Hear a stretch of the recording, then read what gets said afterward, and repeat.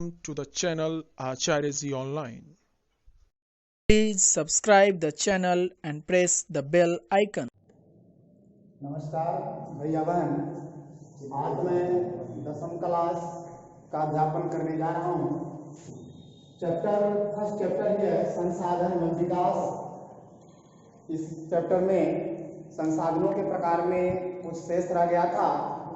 आज मैं उन बचे हुए संसाधनों के प्रकार का शेष का अध्यापन कराने जा रहा हूँ।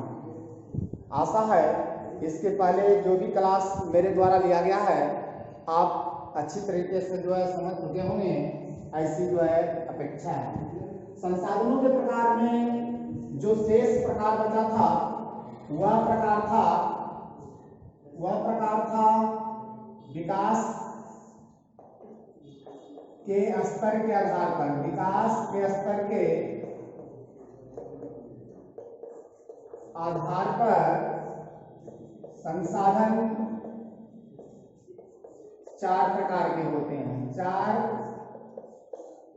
प्रकार के होते हैं। पहला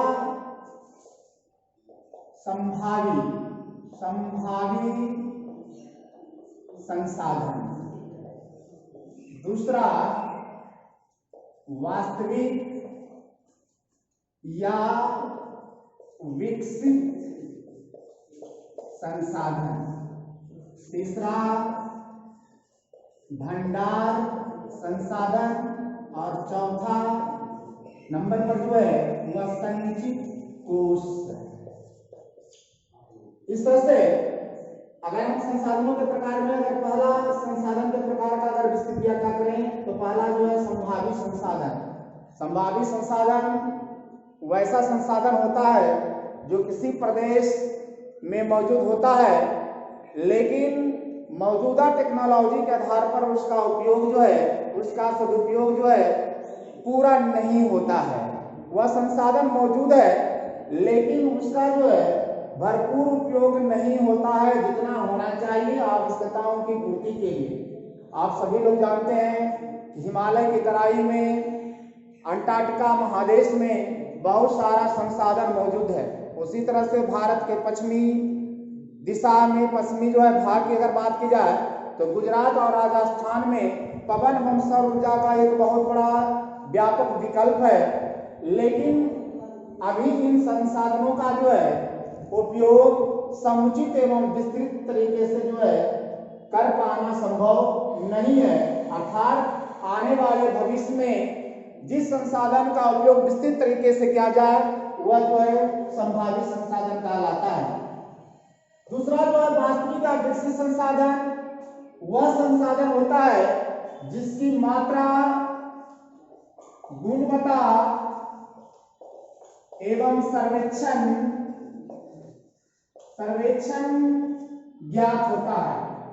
अर्थात पृथ्वी के भूगर्भ में वैसे संसाधन जिसका सही मात्रा, गुणवत्ता एवं सर्वेक्षण का आकलन किया गया हो, अर्थात हमारे उपयोग के आधार पर यह संसाधन कितना दिन तक चलेगा, कितना दिन के बाद यह समाप्त हो जाएगा, यह हमारी प्रौद्योगिकी एवं संस्थाओं पर निर्भर करती है, वहां के रहने वाले लोगों के उपयोग एवं उत्पादन पर निर्भर करती है। तो जिस संसाधन का वास्तविक एवं सही भंडारण एवं मात्रा अगर हमारे पास आकलित है, वह संसाधन वास्तविक या विकसित संसाधन कहलाती है। किसी भी प्रदेश का विभिन्न प्रकार के खनिज पदार्थ की सही आकलन है वह इसका बेहतर उदाहरण हो सकता है। तीसरा संसाधन का प्रकार है भंडार संसाधन, अर्थात वैसा संसाधन जो बेहतर टेक्नोलॉजी के अभाव में, बेहतर मानवीय संसाधन के अभाव में इसका उपयोग मौजूदा समय में अभी व्यापक तरीके से नहीं किया गया है, लेकिन आने वाले समय में जब हमारी पीढ़ियों के पास जब बेहतर टेक्नोलॉजी होगा तो इसका हम व्यापक उपयोग करके अपनी आवश्यकताओं की जरूरत को पूरा कर सकते हैं। जैसा कि अगर हम एग्जाम्पल के तौर पर अगर बात करें तो जल दो ज्वलनशील गैसों से बना हुआ है। जल 2 ज्वलनशील गैसों से बना हुआ है, अर्थात हाइड्रोजन एवं ऑक्सीजन का यौगिक है। इससे हम ज्यादा से ज्यादा मात्रा में जो है ऊर्जा को प्राप्त कर सकते हैं। लेकिन अभी हमारे देश के पास या दुनिया के बहुत सारे अधिकांश देशों के पास ऐसी टेक्नोलॉजी नहीं है, ऐसी हाई टेक्नोलॉजी नहीं है जो कि इस ज्वलनशील गैस से जो है व्यापक मात्रा में जो है ऊर्जा को प्राप्त कर सके। इसलिए यह भविष्य की समय जब हमारे पास जो है भविष्य में जब हमारे टेक्नोलॉजी बेहतर होंगे तो हम इन जो है संसाधनों का उपयोग जो है अपनी आवश्यकताओं को पूरा करने में जो है कर सकते हैं। अगला जो है संचित कोष जो है संसाधन या भंडार संसाधन का उदाहरण है। अर्थात इन संसाधनों को हम हमारे पास जो भी उपलब्ध टेक्नोलॉजी है उसके आधार पर हम उसका थोड़ा बहुत उपयोग कर रहे हैं, लेकिन जितना उपयोग करना चाहिए मानवता को बेहतर बनाने के लिए, आर्थिक विकास को जो है सुदृढ़ करने के लिए, आर्थिक विकास को तीव्रता देने के लिए जो है जितना मात्रा में इसका उपयोग होना चाहिए उतना नहीं हो पा रहा है। इसलिए यह जो है भंडार के रूप में या संचित के रूप में जो है मौजूद है। नदियों का पानी या डैम में जो पानी है, जंगल है, इसको जो है हम आने वाले समय में जल विद्युत बना करके एवं विभिन्न प्रकार के इस पर जो है इंडस्ट्री उद्योग लगा करके इस संचित कोष जो है संसाधन का हम बेहतर जो है जन कल्याण के लिए मानव की आवश्यकताओं को पूरा करने में जो है कर सकते हैं। इस तरह से जो है यह संसाधन के प्रकार का जो है अंतिम प्रकार की व्याख्या जो है मेरे द्वारा जो है आज के क्लास में जो है कर दी गई है। अगला जो टॉपिक है वह जो है संसाधनों का विकास से लिया गया है। संसाधनों का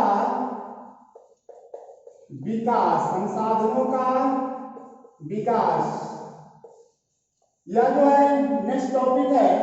अर्थात संसाधनों का विकास आज के दौर में किस तरह से हो रहा है, इसके क्या एडवांटेज है, क्या इसके डिसएडवांटेज है, क्या मेरिट है, क्या डिमेरिट है, हम यहाँ जो है संसाधनों का विकास के अंतर्गत जो अध्ययन करेंगे। मौजूदा जितने भी देशों के पास, जिस देश के पास जितना टेक्नोलॉजी है उसके आधार पर इन प्राकृतिक संसाधनों का, मानवीय संसाधनों का उपयोग वो किस आधार पर करती है, इसको जो है हम इस कड़ी में देखेंगे।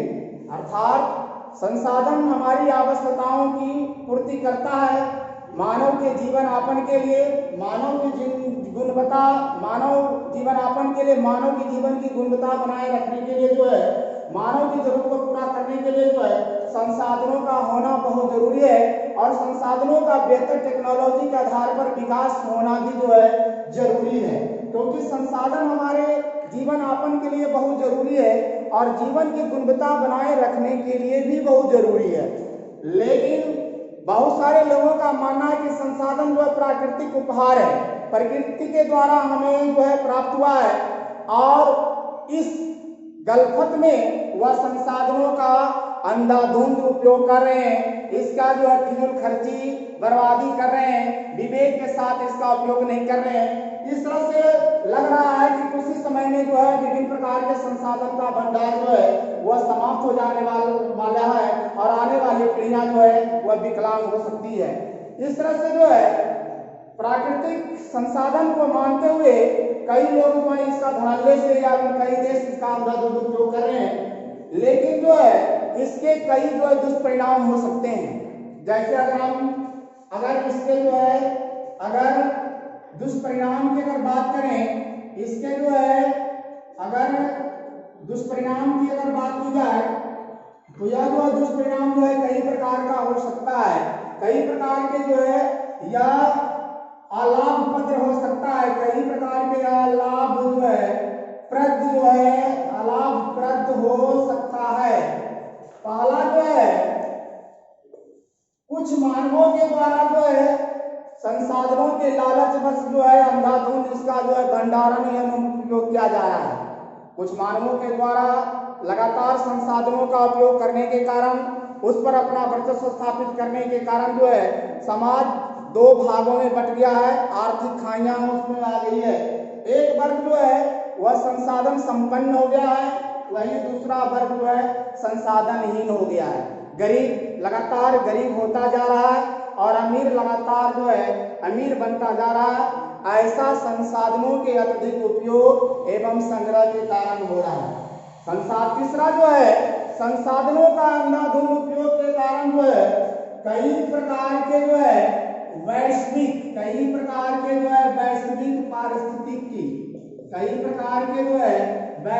पारिस्थितिकी संकट उत्पन्न हो गया